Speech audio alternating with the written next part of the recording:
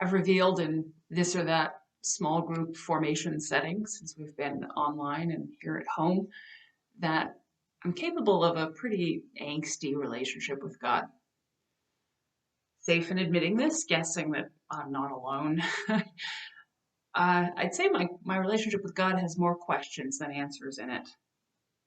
In fact, taking a page from my Jewish brothers and sisters who seem to pride themselves on their wrestling with God, that the wrestling is a sign of a healthy dialogue, I must admit that at times my questioning, though it does come from an honest place, can take on just a slightly irreverent tone. Maybe I'm God's toddler. Anyway, God has big shoulders. God can take it. So, in the spirit of my recent thinking with more questions than answers, I thought rather than express an Advent meditation which tells you something, I might just ask questions. If Advent is our designated season of waiting and preparation, now must be the appropriate time to ask, what am I waiting for? What are you waiting for? What am I waiting for? Am I waiting for a vaccine? Waiting for the next round of restrictions based on some uptick of cases? Or waiting for some or another restriction to be lifted based on a decrease in numbers?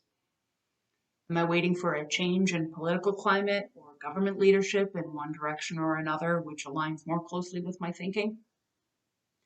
Am I waiting for a change in societal attitudes toward racial diversity, the marginalized, immigrants, poor? Am I waiting for the church to open up again? Waiting until we can meet in person, until we can sing together in person? Am I waiting for heaven? Waiting for Christ's return? If waiting is in many ways hoping, where is hope? When waiting proves disappointing, where is hope? And where is renewal of hope? I have a metaphorical image in mind of waiting in a coffee shop for my date. This apparently is the story of my first date with Larry, in which we had misunderstood one another and he thought he was waiting for a date and I thought our date was later on in the evening. If at any moment my date might appear, I'm on hold waiting. I can't get up to use the bathroom even because we might miss one another. As my metaphorical story continues, I cannot tell a lie.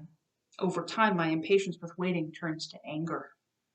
I have to be stuck here in a holding pattern, unable to move, just waiting.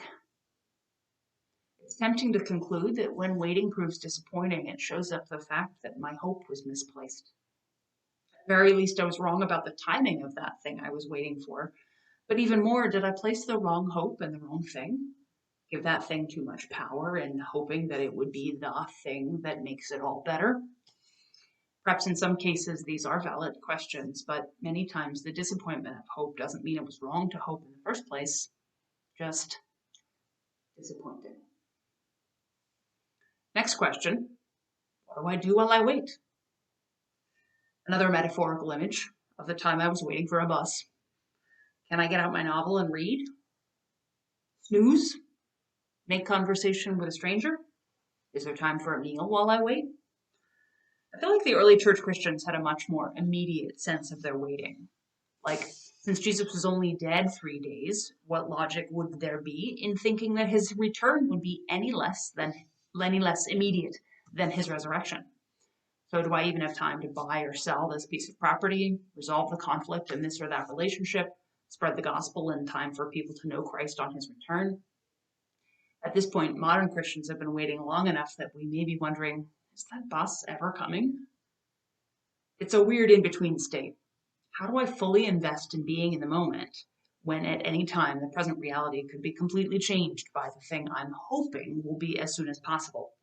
It'd be totally impractical to cease living altogether while I wait, but I better not get caught up in anything too permanent because I hope everything will be different very soon. We have another way in which we ask each other the very same question. What are you waiting for?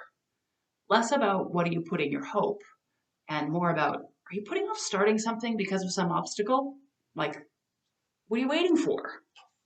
So I've been asking myself all these questions. Is there something I'm waiting for before I can fill in the blank?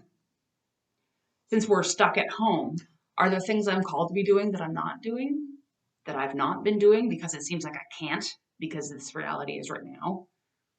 If I can't do things like I did before, are there ways that I can creatively achieve the same end in a different approach? At what point do I change my mind that what I thought was just a couple of weeks, remember when we thought we'd be back in church by Easter? That what I thought was just a couple of weeks is actually just what this is right now.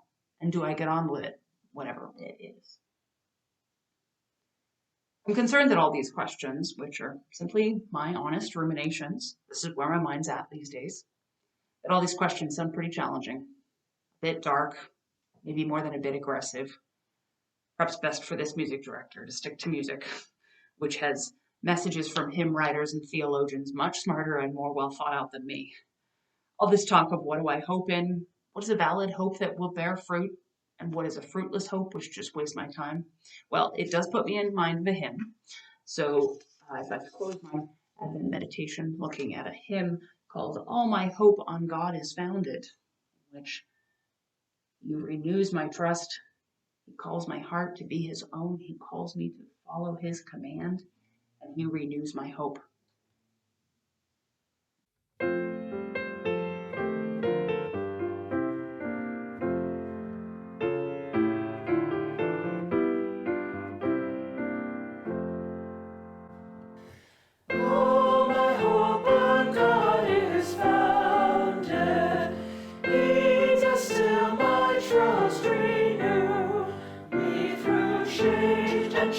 He guideth only good and only true.